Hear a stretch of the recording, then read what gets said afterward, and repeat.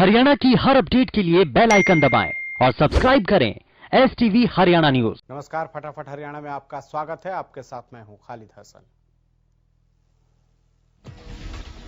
PM Narendra Modi ने रविवार को मन की बात कार्यक्रम को संबोधित करते हुए कहा कि 26 जनवरी को तिरंगे का अपमान देखकर देश बहुत दुखी हुआ।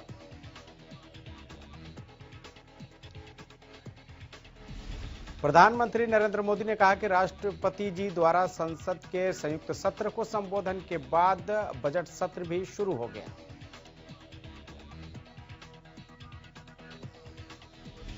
पीएम ने कहा कि राष्ट्र ने असाधारण कार्य कर रहे लोगों को उनकी उपलब्धियां और मानवता के प्रति उनके योगदान के लिए सम्मानित किया, यानी जमीनी स्तर पर काम करने वाले को पद्म सम्मान देने की जो परंपरा देश ने कुछ वर्ष पहले शुरू की थी, वो इस बार भी कायम रखी गई है।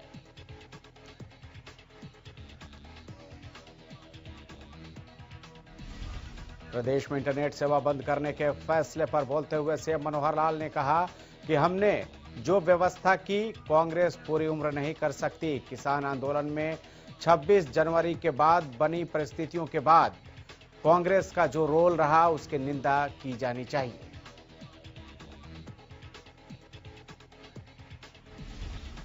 ऐसी घटनाओं के बाद कुछ चीजों को कंट्रोल करना एडमिनिस्ट्रेशन का दायित्व होता है और उसी के तहत ये सेवाएं ठप की गई हैं, लेकिन जैसे जैसे परिस्थितियां संभलेंगी बहाल कर दिया जाएगा। वहीं हरियाणा के किसानों पर कार्रवाई को लेकर सीएम मनोहर लाल ने आंदोलन को अनावश्यक बता दिया। उन्होंने कहा कि लोकतंत्र में सभी को अपनी बात करने की आजादी है। प्रधानमंत्री ने भी बातचीत से रास्ता निकालने की बात कही है, तो उन्हें लगता है कि जल्दी से रास्ता निकल जाएगा।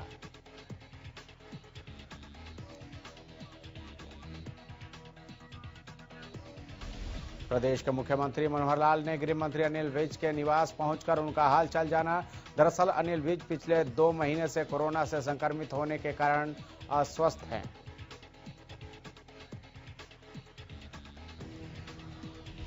जिसके कारण उन्हें पहले रोहतक पीजीआई और फिर गुरुग्राम के मेदांता में दाखिल करवाया गया था। फिलहाल विज अपने निवास पर ही आराम कर रहे हैं। इस दौरान कांग्रेस के वरिष्ठ नेता नीलम शर्मा ने कांग्रेस का दामन छोड़कर बीजेपी का दामन थाम लिया।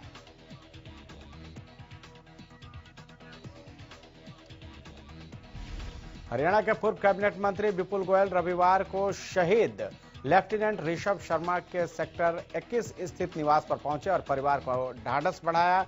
इस दौरान विपुल गोयल ने कहा कि शहीद ऋषभ शर्मा को ईश्वर अपने श्री चरणों में स्थान दे।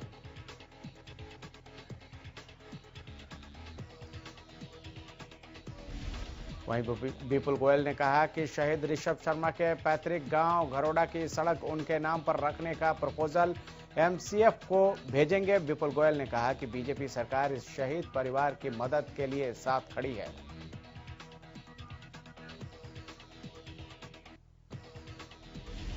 विपुल गोयल ने यह भी कहा कि अगर परिवार को कोई भी जरूरत जिला स्तर पर है तो विपुल गोयल स्वयं भी आधी रात शहीद परिवार के साथ उपस्थित रहेंगे। बता दें कि 25 जनवरी को पठानकोट बेस कैंप से हेलीकॉप्टर में उड़ान भरने वाले फरीदाबाद के 36 वर्षीय lieutenant colonel Rishabh Sharma helicopter crash होने से शहीद हो गए थे।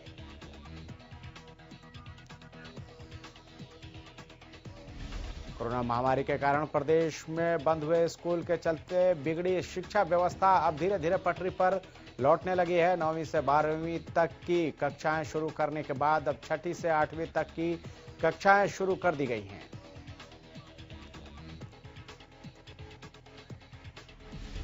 स्कूलों में बच्चों को कोरोना की गाइडलाइन के तहत ही पढ़ाया जाएगा।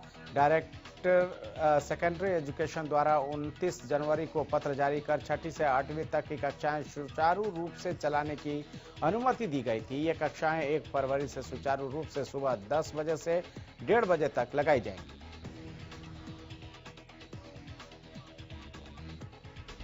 बच्चों को PHC और CHC से मेडिकल प्रमाण पत्र और माता पिता की अनुमति के साथ ही स्कूल में प्रवेश दिया जाएगा। वहीं अगर किसी स्कूल में एक विद्यार्थी कोरोना पॉजिटिव पाया जाता है तो उस विंग को और 10 बच्चे पॉजिटिव पाए जाते हैं तो पूरे स्कूल को बंद कर दिया जाएगा।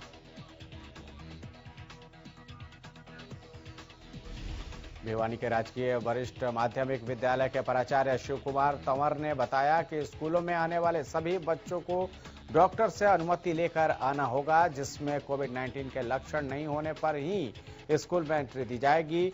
वहीं विद्यार्थी के हर दिन थर्मल स्क्रीनिंग द्वारा तापमान की जांच की जाएगी।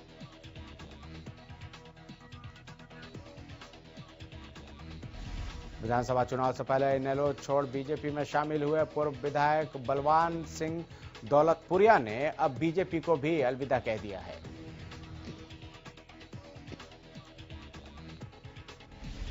तीन कृषि कानून को लेकर गांव दौलतपुर के मुख्य चौक पर एक पंचायत का आयोजन किया गया, जिसमें सैकड़ों की संख्या में किसान ग्रामीणों ने भाग लिया। इस दौरान पूर्व विधायक बलवान सिंह दौलतपुरिया बीजेपी छोड़ने का उन्होंने फैसला लिया।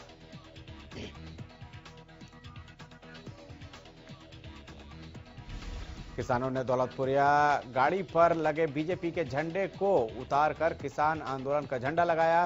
भले ही बलवान सिंह दौलतपुरिया ने रविवार को बैठक कर बीजेपी छोड़ दिया हो, लेकिन इसकी पटकथा पहले ही तैयार हो गई थी। 2 दिन पहले ही सूचना आ रही थी कि पूर्व विधायक बलवान सिंह दौलतपुरिया बीजेपी छोड़ने वाले हैं। बलवान सिंह दौलतपुरिया ने कहा कि सरकार किसानों के साथ गलत कर रही है।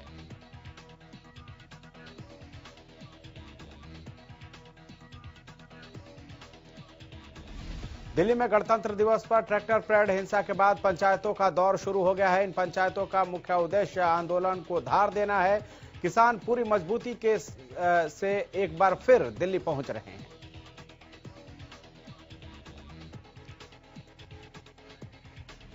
दिल्ली पुलिस ने भी किसानों को प्रदेश में घुसने से रोकने के लिए तैयारियां सख्त कर दी है। गाजीपुर बॉर्डर को किले में तब्दील कर दिया गया है। किसानों के बढ़ते संख्या बल को देखते हुए गाजीपुर बॉर्डर पर रातों रात 12 लेयर की बैरिकेडिंग की गई है। इसके साथ ही नुकीले तार भी लगाए गए हैं। NH 24 को पूरी तरह से बंद कर दिया गया है। नोएडा सेक्टर 62 से अक्षरधाम जाने वाले रास्ते को भी पूरी तरह से बंद किया गया है।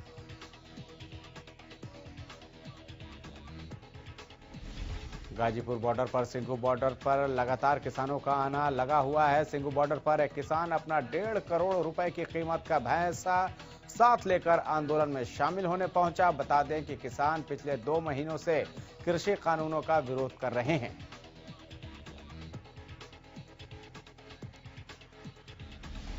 रतिया में किसानों की ओर से महापंचायत की गई। इस महापंचायत में यह फैसला लिया गया कि जब तक सरकार किसानों की मांगों को नहीं मानती, तब तक हर दिन रतिया से किसान दिल्ली पहुंचेंगे।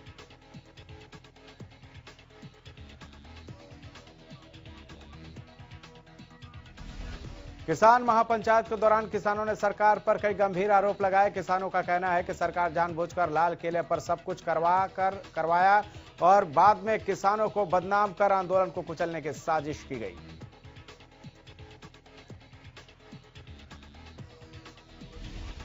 कैथल जिले में इंटरनेट सेवाएं बंद होने से आम जीवन पर बहुत असर पड़ा है। जो लोग कैशलेस पेमेंट करते थे, उन्हें काफी दिक्कतें आ रही हैं। लोगों का कहना है कि इंटरनेट सेवाएं बाधित होने से जहां एक तरफ वो पेमेंट नहीं कर पा रहे हैं, तो वहीं दूसरी तरफ बच्चों की पढ़ाई पर भी असर पड़ रहा है।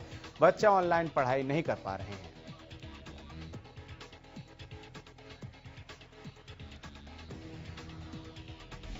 प्रधानमंत्री नरेंद्र मोदी की ओर से किसानों और मेरे बीच बस एक कॉल की दूरी वाले बयान पर भारतीय किसान यूनियन के अध्यक्ष नरेश टिकैत ने कहा कि प्रधानमंत्री ने जो कहा है उसका स्वागत करते हैं।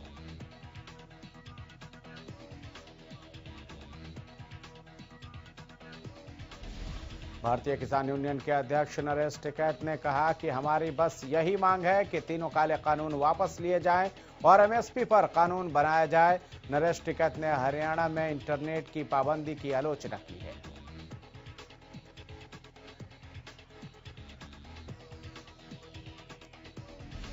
बादली के ढांसा बॉर्डर पर किसानों का समर्थन कर रहे एडवोकेट सतबीर गुलिया ने प्रदेश के कई जिलों में बंद इंटरनेट सुविधा पर रोष जाहिर किया। एडवोकेट सतबीर गुलिया ने कहा कि सरकार ने हरियाणा वासियों की मूलभूत सुविधाओं को बंद कर दिया है।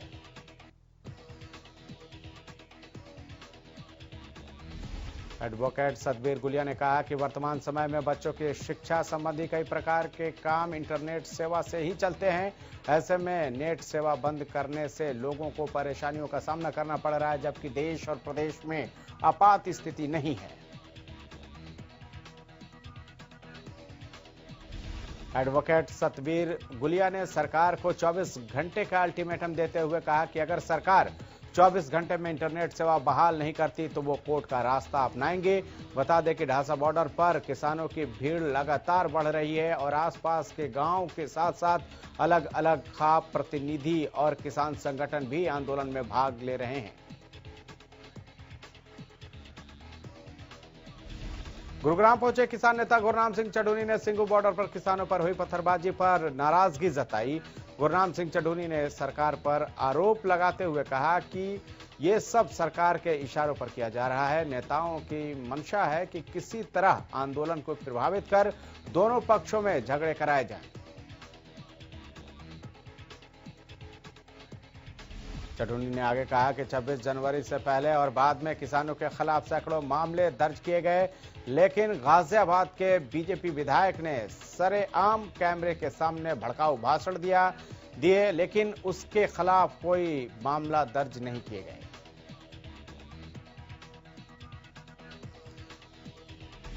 किसानों का आंदोलन 67वें दिन भी जारी है। भारतीय किसान यूनियन के प्रदेश अध्यक्ष गुरनाम सिंह 1 फरवरी को देश का आम बजट आने वाला है। ऐसे में देश के आम लोगों की निगाहें वित्त मंत्री निर्मला सीतारमण पर टिकी हुई है। आम जन का कहना है कि कोरोना लॉकडाउन की मार से लोग उभरे नहीं हैं, लोग महंगाई की मार से परेशान हैं। आम लोगों का कहना है कि इस बार महंगाई से राहत देने वाला बजट पेश होना चाहिए।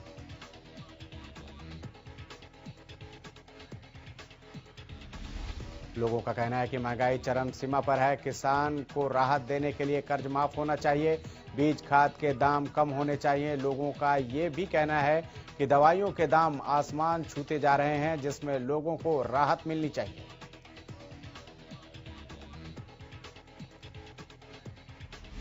देश के आम बजट पर सभी की निगाहें टिकी हुई हैं। लोगों का कहना है कि डीजल पेट्रोल के दामों में भी कमी आनी चाहिए, क्योंकि किसानों का भी इससे सीधा सरोकार है और वो महंगाई के इस दौर को झेल नहीं पा रहे हैं।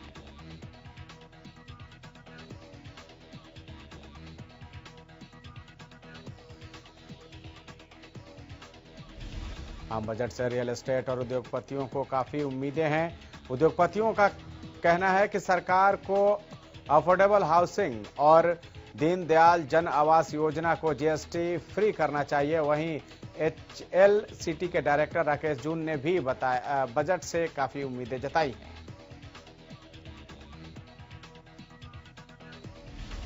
एचएलसीटी के डायरेक्टर राकेश जून ने कहा कि रियल एस्टेट सेक्टर के लिए फंड्स की व्यवस्था होनी चाहिए। राकेश जून ने लघु और मध्यम उद्योगों के लिए राहत पैकेज की मांग की। उद्योगपतियों का कहना है कि मशीनरी निर्माण के लिए सरकार को राहत देनी चाहिए।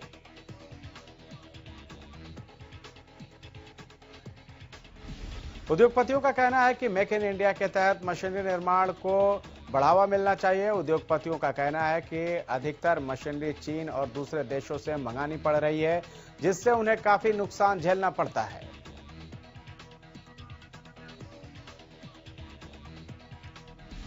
स्वास्थ्य विभाग की ओर से रविवार को पल्स पोलियो प्रतिरक्षण अभियान चलाया गया। जिला प्रतिरक्षण अधिकारी डॉक्टर बालेश बंसल ने बताया कि पल्स पोलियो अभियान के तहत जिले भर में 717 बूथ, 44 ट्रांजिट टीम और 156 मोबाइल टीम बनाई गई।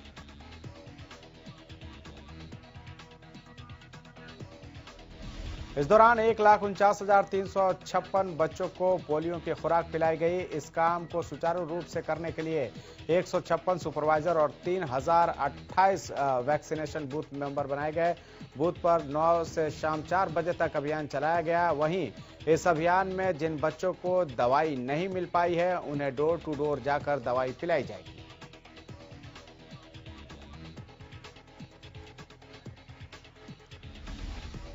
प्रदेश में चोरों के हौसले बुलंद नजर आ रहे हैं। सोनीपत के बड़मलिक मोड़ पर चोरों ने एक दुकान का शटर उखाड़कर 4 लाख के सामान पर हाथ साफ कर दिया।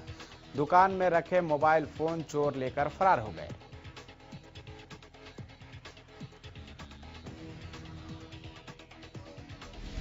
गोहाना में एक महिला ने टीचर पर छेड़छाड़ का आरोप लगाया है। महिला का आरोप है कि जब वो घर में अकेली थी तो अचानक टीचर घर पहुंचा और उसके साथ छेड़छाड़ की कोशिश की। जब महिला ने इसका विरोध किया और वो शोर मचाने लगी तो आरोपी टीचर महिला के साथ गाली गलौज कर चला गया।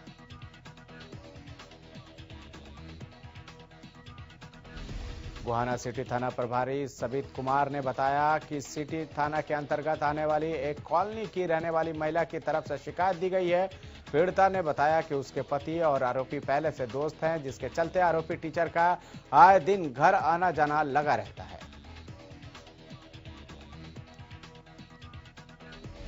भिवानी पुलिस को बड़ी कामयाबी मिली है। दरअसल सीआईए पुलिस ने अवैध शराब से भरा एक ट्रक पकड़ा है। ट्रक में 491 पेटी अंग्रेजी शराब बरामद हुई है। सीआईए प्रभारी भगवान ने बताया कि देर रात पुलिस ने विशेष अभियान चलाया था।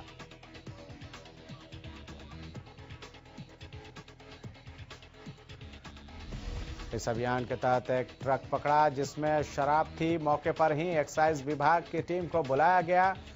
उन्होंने बताया कि ये शराब बिहार ले जाई जा रही थी। इस मामले में 2 व्यक्तियों को भी गिरफ्तार किया गया है, जिनसे पूछताछ की जा रही है।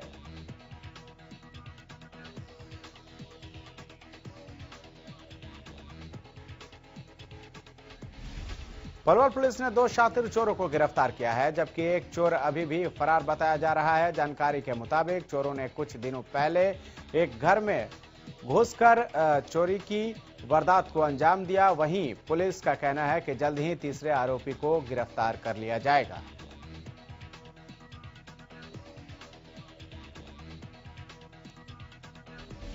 रोहतक की जनता कॉलोनी में 15 जनवरी को ज्वेलरी शॉप पर हुई लूट के मामले में पुलिस ने 3 आरोपियों को गिरफ्तार कर लिया है। पहले भी इस मामले में एक आरोपी गिरफ्तार हो चुका है।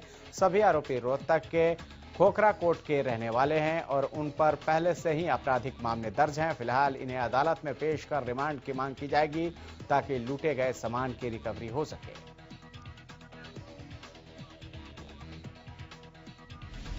यमुनानगर के सहारनपुर रोड पर बने पुल पर एक ट्रक के पलटने से बड़ा हादसा होने से टल गया। दरअसल ट्रक चालक की लापरवाही से खड़ा ट्रक पलट गया और खाई में गिर गया, जिससे एक बड़ा हादसा होते होते बचा।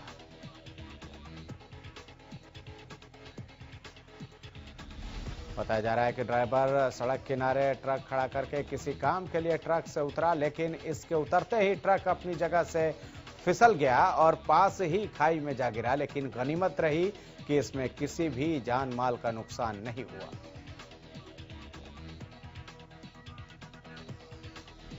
गौरतलब है कि ट्रक लकड़ी के फट्टों से भरा हुआ था और सहारनपुर की तरफ आ रहा था। फिलहाल पुलिस ने मामले की जांच शुरू कर दी है।